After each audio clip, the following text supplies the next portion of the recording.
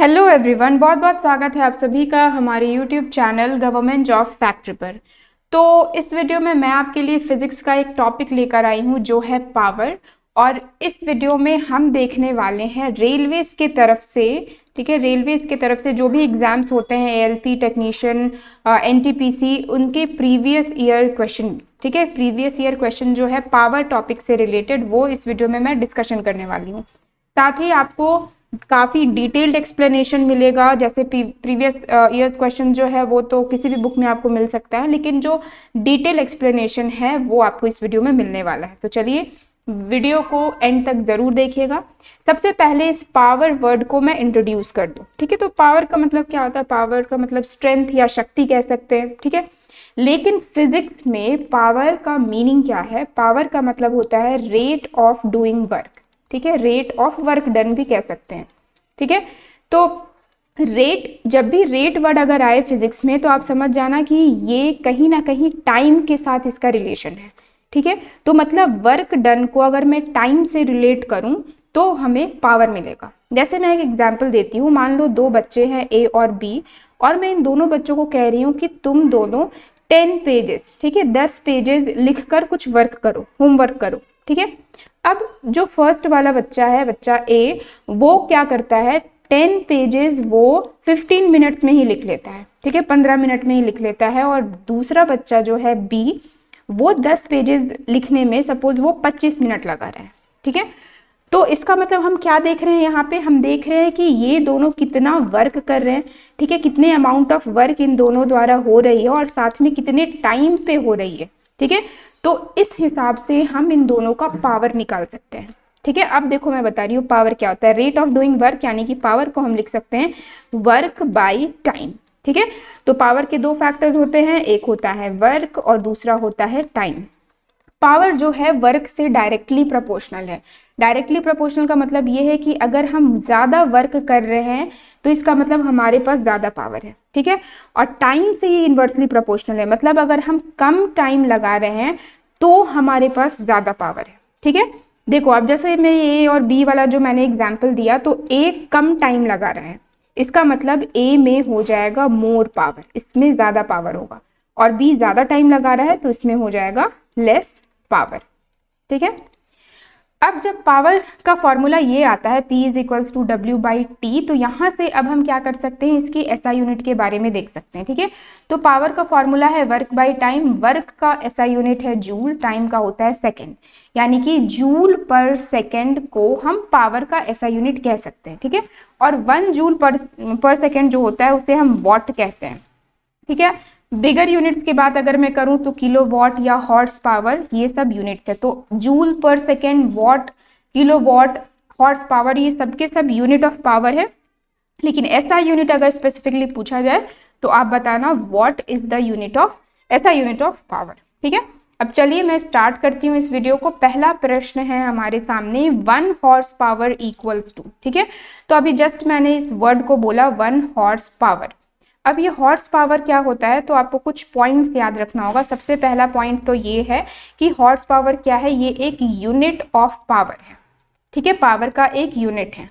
दूसरी बात ये याद रखनी होगी कि ये एक बिगर यूनिट है, मतलब बहुत ज़्यादा पावर जब हम शो करते हैं कहीं पे तो इस वर्ड का इस्तेमाल करते हैं, ठीक है, बिगर यूनिट है ये पावर का।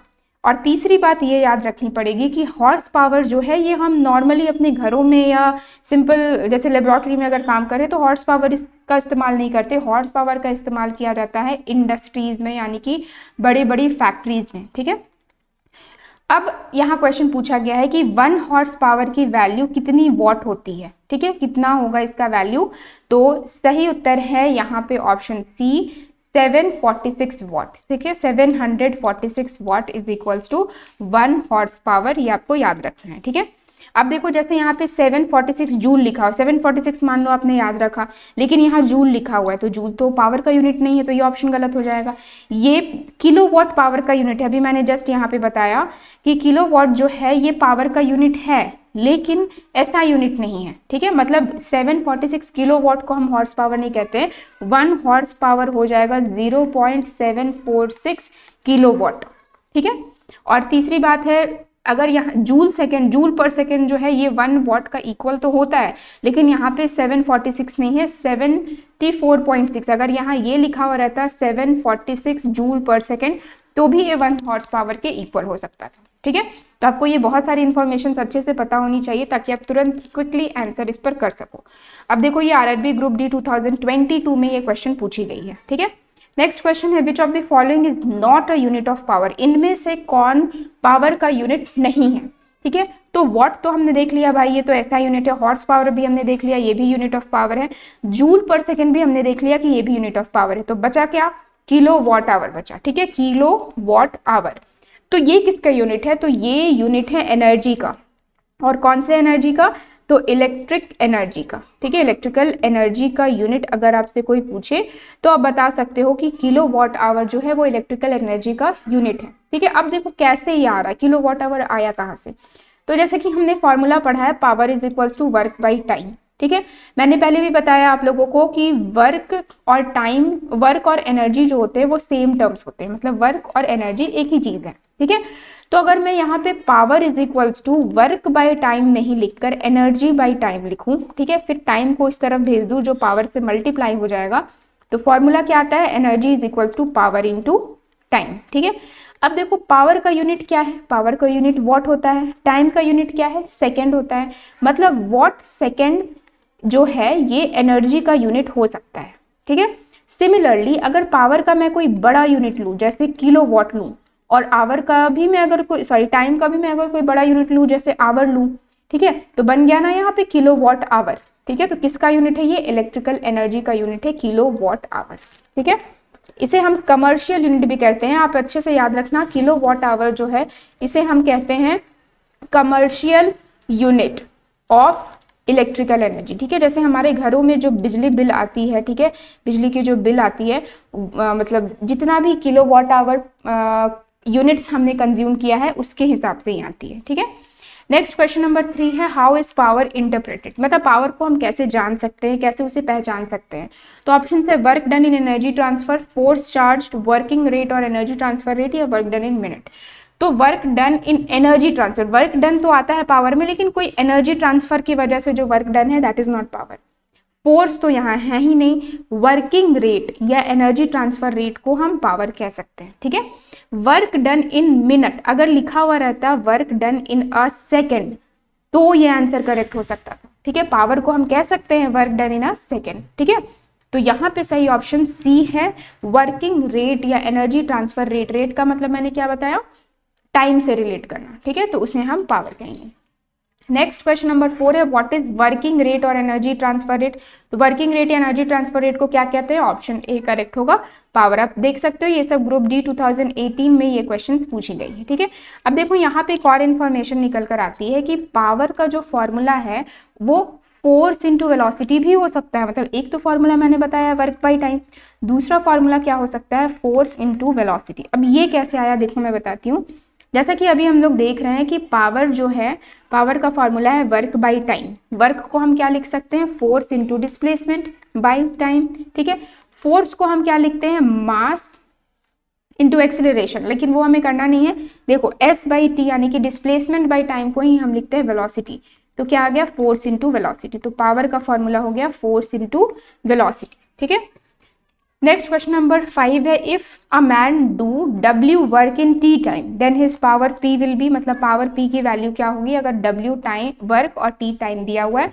तो पावर का सिंपली हमें फॉर्मूला देखना है, power will be equals to work by time. ठीक है, ये भी ग्रुप डी 2018 में ये क्वेश्चन पूछी गई है। ठीक है, तो ऑप्शन सी यहाँ पे करेक्ट आंसर हो जाएगा।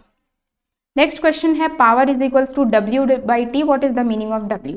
तो सिंपली हमें पता ही है पावर इज इक्वल्स टू क्या होता है, वर्क डन या सिंपली वर्क बाई टाइम। ठीक है, तो ऑप्शन डी यहाँ पे करेक्ट ऑप्शन है, वर्क डन हो जाएगा यहाँ W। ठीक है, नेक्स्ट क्वेश्चन नंबर 7 देखना, which of the following physical quantity measures the rate of work. अब सिंपल यहाँ पे क्वेश्चन को आप ये समझो कि रेट ऑफ वर्क किसे कहते हैं, रेट ऑफ डूइंग वर्क किसे कहते हैं, तो पावर को कहते हैं। तो ऑप्शन डी यहाँ पे करेक्ट आंसर होगा। ठीक है, तो पावर का फॉर्मूला क्या है, वर्क बाई टाइम। वेलोसिटी का क्या है, डिस्प्लेसमेंट बाई टाइम। ठीक है, डिस्प्लेसमेंट बाई टाइम। फोर्स का फॉर्मूला क्या है, मास इंटू एक्सेलरेशन, और एनर्जी का फॉर्मूला हम लिख सकते हैं पावर इंटू टाइम। ठीक है, ये अलग अलग एनर्जीज की अलग अलग फॉर्मूलाज होती हैं। ठीक है, तो ये ग्रुप डी 2018 में ये क्वेश्चन पूछा गया है। ठीक है, हॉर्स पावर के बारे में बताया गया है 746 वॉट। नेक्स्ट है Mohan is having a mass of 40 kg and he climbs 50 steps of a staircase in 10 seconds. If the height of each step is 15 centimetre, what is his power. तो देखो क्या क्या इंफॉर्मेशन दी गई है, पहले मैं वो लिख लूँ।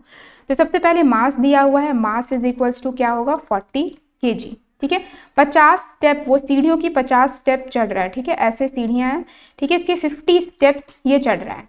ओके, अब एक स्टेप जो है, the height of each step is 15, मतलब एक स्टेप का जो हाइट है ये 15 सेंटीमीटर है।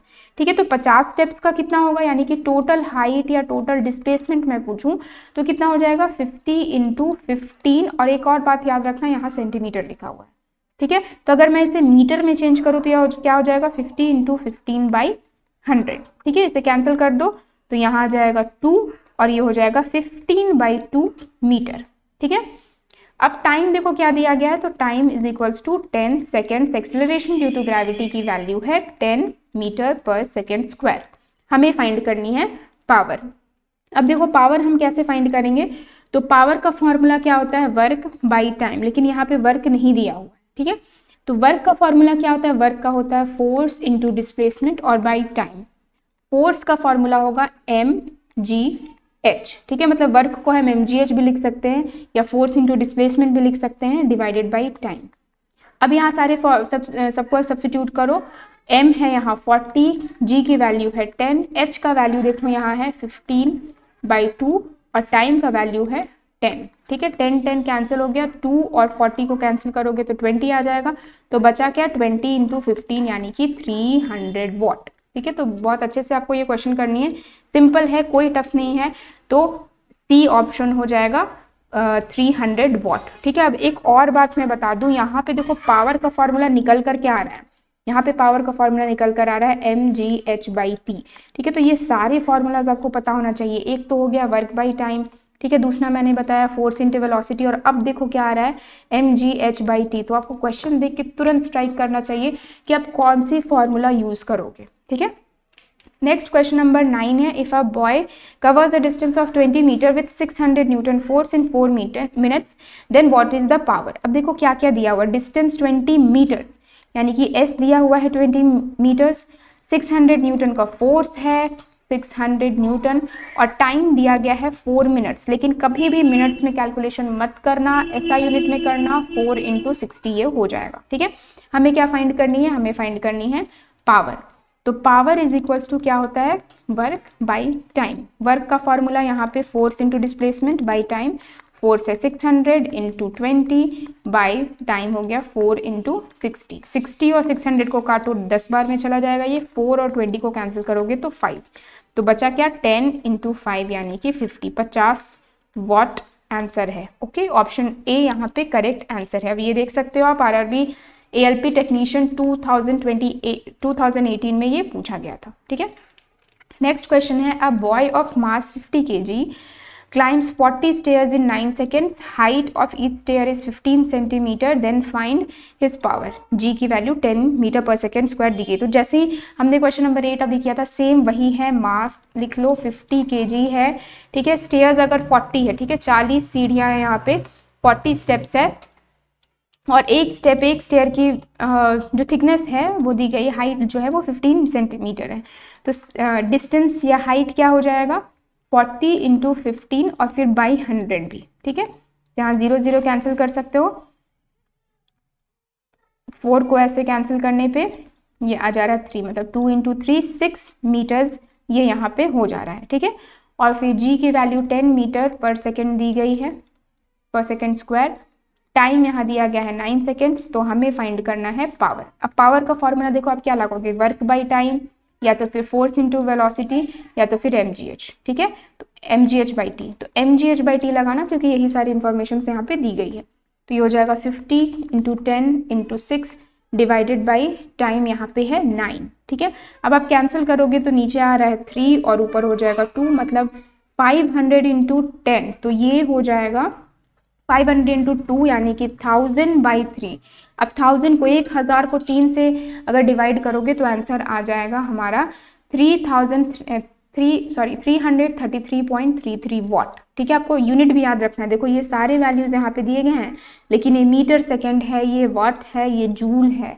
ठीक है, तो 333.33 वॉट। अगर मान लो इसके जगह ही पे लिखा रहता 333.34 वॉट तो भी आंसर करेक्ट होता। ठीक है, तो आंसर ऑप्शन ए यहाँ पे करेक्ट आंसर है। ठीक है, तो आज के लिए बस इतना ही। नेक्स्ट डे मैं फिर से लेकर आऊँगी आपके लिए इस तरह की प्रीवियस ईयर क्वेश्चंस।